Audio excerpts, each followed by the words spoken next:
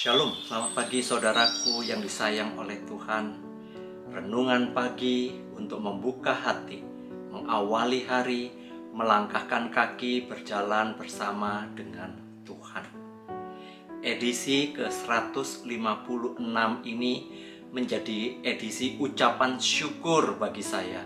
Sebab oleh karena kasih karunia dan pertolongan Tuhan, renungan pagi hadir dengan rutin selama 3 tahun. Tanpa terasa setiap Senin kita belajar bersama-sama untuk merenungkan firman Tuhan dengan tujuan agar kita dapat menjalani hari dengan baik bersama dengan Tuhan.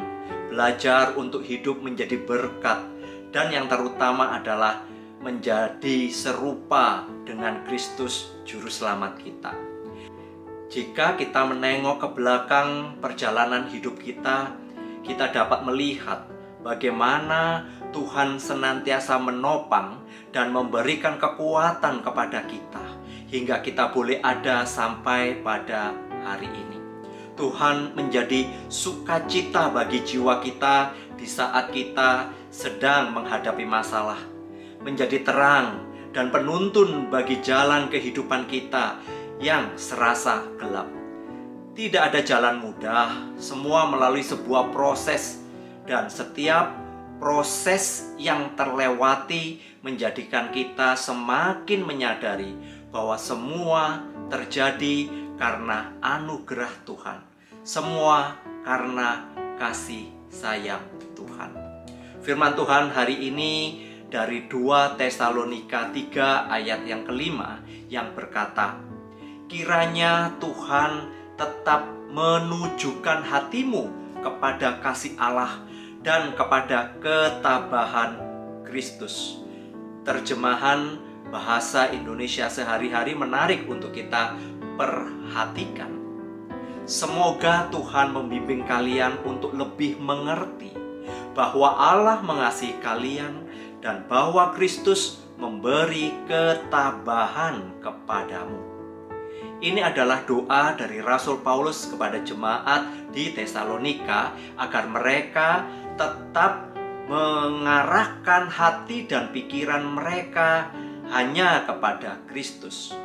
Di tengah goncangan dunia dan ajaran yang tidak sehat dan menyesatkan, Paulus berdoa agar jemaat tetap jatuh cinta kepada Kristus dan setia kepada firman-Nya.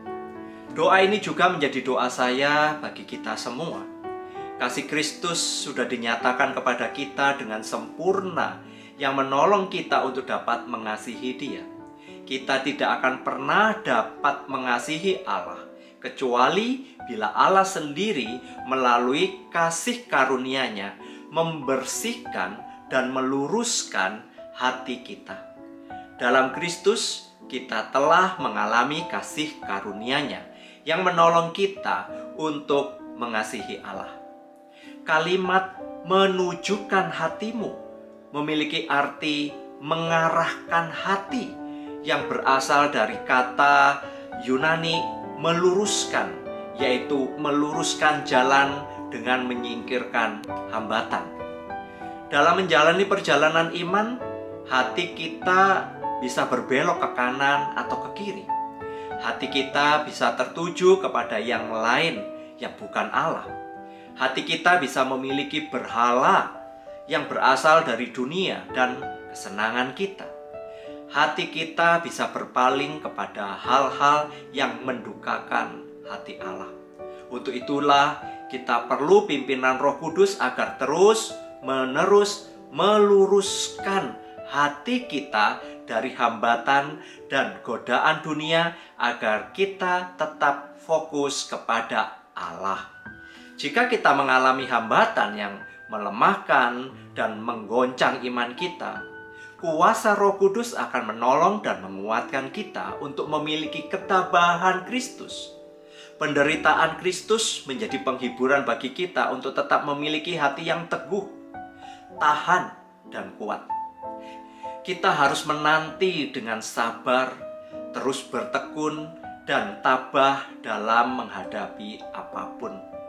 Keteladanan Kristus menjadi daya tahan kesabaran kita di dalam menghadapi godaan dan pencobaan.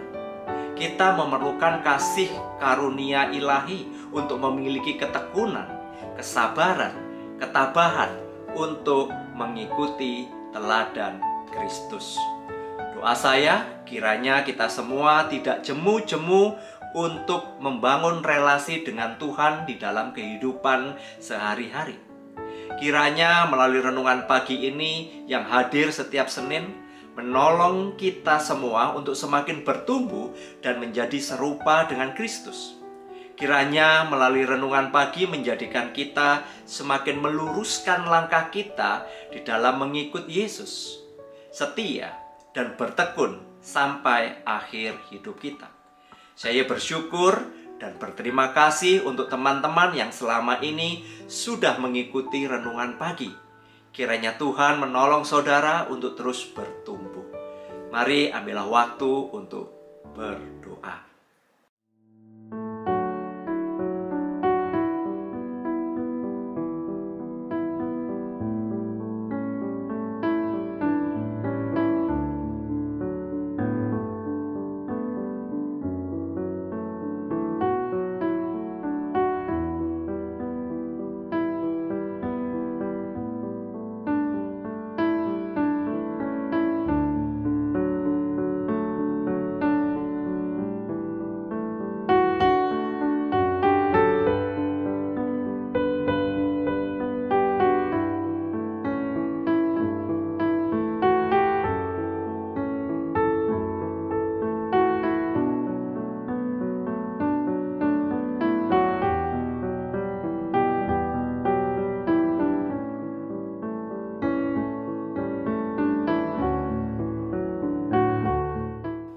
Bapa, kami bersyukur untuk kasih karunia-Mu di dalam kehidupan kami.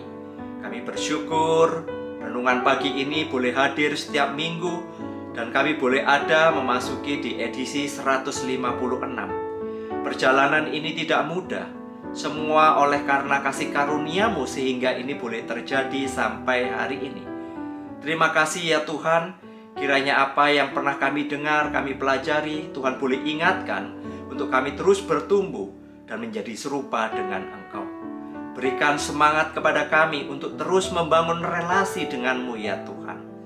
Tolong di dalam perjalanan hidup kami yang sudah memasuki minggu kedua di bulan ini, Tuhan boleh memampukan kami. Terpujilah Engkau, hanya di dalam nama Tuhan Yesus kami sudah berdoa. Mari kita melanjutkan perjalanan hidup kita dengan tetap semangat di dalam membangun relasi dengan Tuhan. Berkat dari Allah Bapa, Tuhan Yesus, dan Roh Kudus menyertai kita hari ini sampai kedatangannya kedua kali. Amin.